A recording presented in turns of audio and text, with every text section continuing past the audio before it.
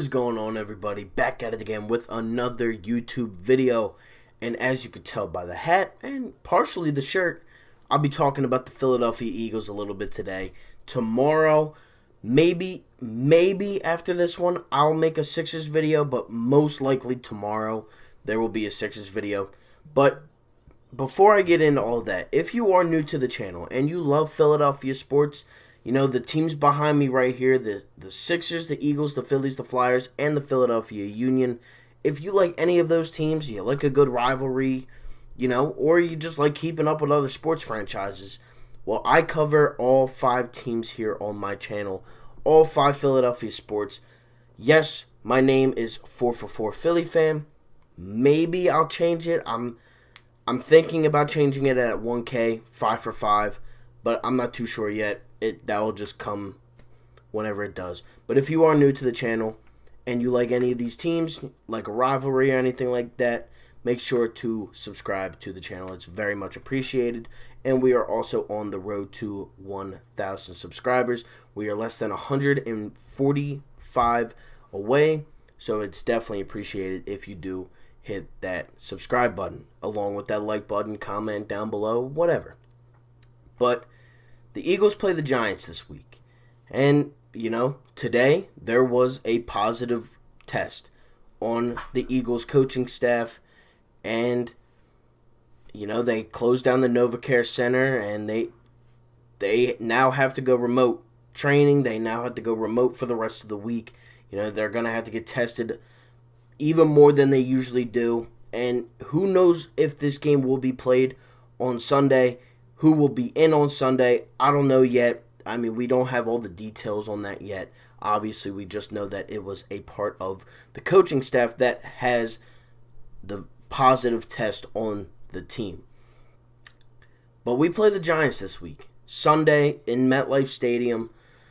Usually we play better the second time around against the Giants. I mean, last year we went into overtime against the Giants at the Link, and then we had a pretty good lead the entire game in MetLife Stadium. In this season, it went down to the wire, and we came back, we won, but, you know, who knows, this time around we are in MetLife Stadium.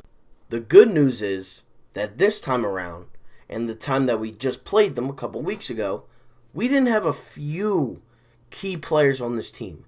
We didn't have Miles Sanders. We didn't have Dallas Goedert. We didn't have Isaac Seumalo. I don't know why I was forgetting that. We didn't have a couple guys. And now we will have them this game.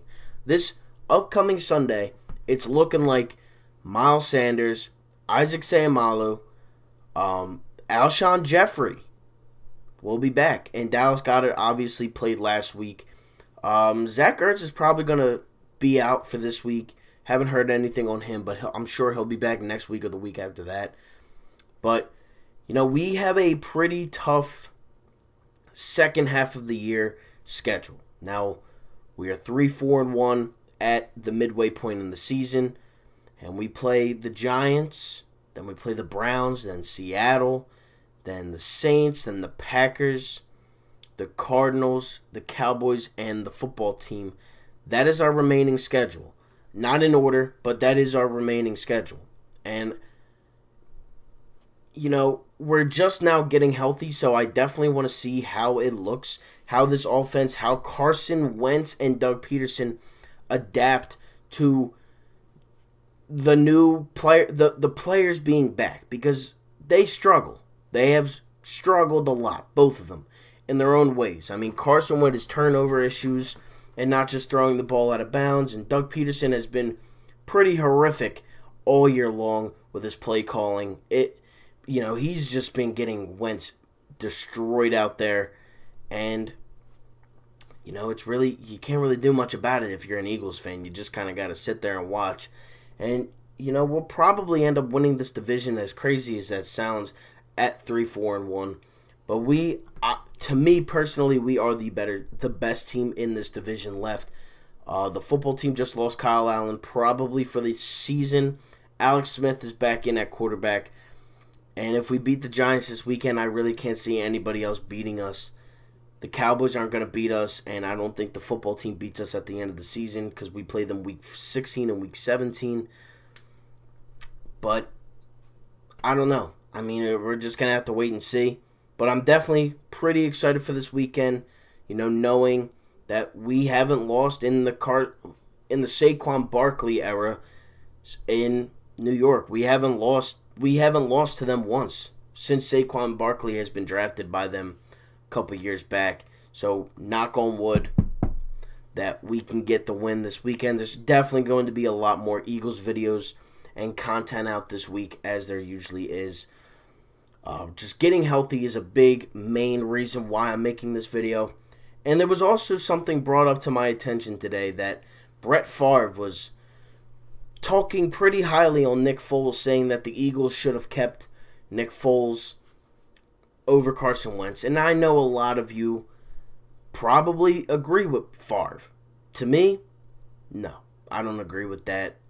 I mean, Carson Wentz was the MVP of the league. You have a guy in Nick Foles that can barely start. I mean, he's not that good. He's not. He had a great run with the Eagles, but he's not a franchise quarterback. He was never built to be a franchise quarterback, and he never will be. He got replaced in Jacksonville.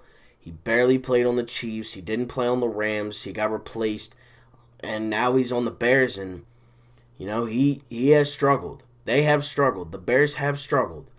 So, I mean, from 2017, I can definitely say that Frank Reich had a huge role that we just take for granted.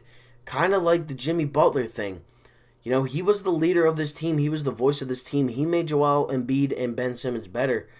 And, we really did miss that last season. And that's why we got swept out of the first round. It's the same thing this year. Doug Peterson is not a good head coach.